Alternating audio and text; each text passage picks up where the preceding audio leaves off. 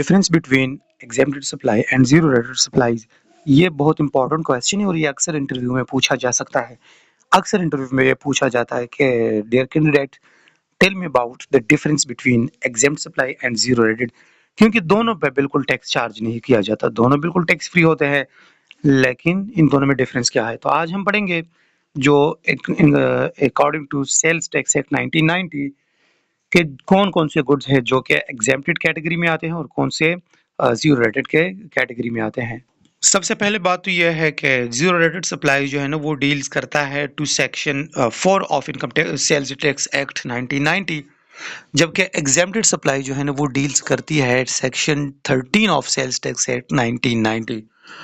जो zero rated goods है they are specified in schedule 5th of sales tax act 1990, while exempt supplies are specified in schedule 6 of sales tax act 1990।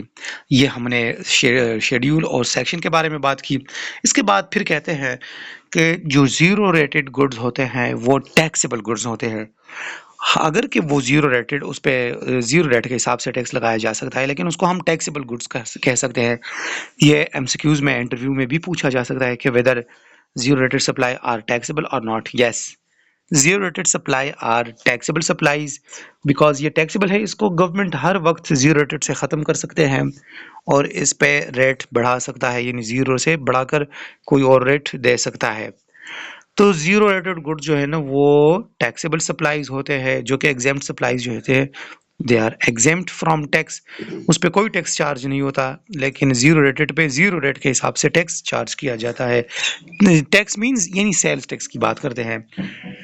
फिर जो जो बंदा कोई भी पर्सन ज़ीरो रेटेड सप्लाई को deal करता है, सो ही और she must be registered with taxation authority.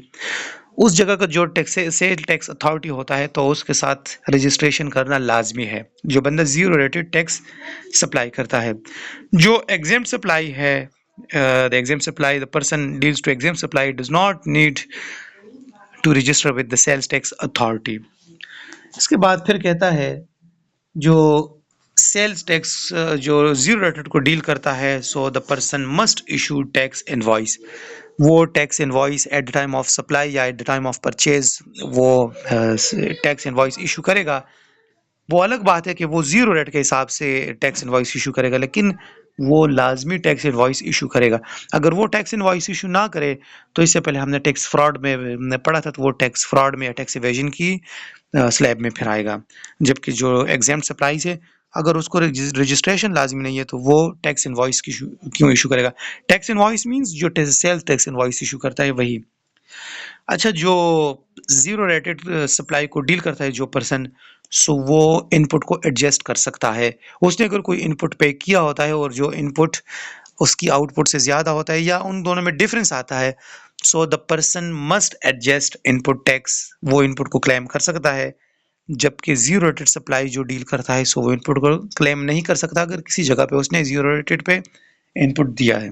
अच्छा, इसके बाद कैरी फॉरवर्ड की बात की जा रही है। जो पर्सन ज़ीरो रेटेड गुड्स को डील करता है तो वो अपनी जो लॉसेस होते हैं उसको कैरी फॉरवर्ड कर सकता है, जबकि जो ज़ीरो एग्जेम्प्ट सप्लाई डील करता है तो वो इनपुट क्लेम नहीं कर सकता, वो ज़ीरो कैरी फॉरवर्ड नहीं कर सकता। उसका अगर कोई लॉस भी हो तो लॉस वहीं की वहीं रह जाता है, वो कोई कैरी फॉरवर्ड नहीं कर सकता। So these was some difference between zero rated supplies and exempted supplies. बहुत इंपॉर्टेंट क्वेश्चन था, अक्सर इंटरव्यूज़ में भी बहुत इंटरव्यूज़ में पूछा जा सकता है और पूछा गया भी है। एमसीक्यूज़ में भी ऐसे अक्सर क्वेश्चंस आते हैं।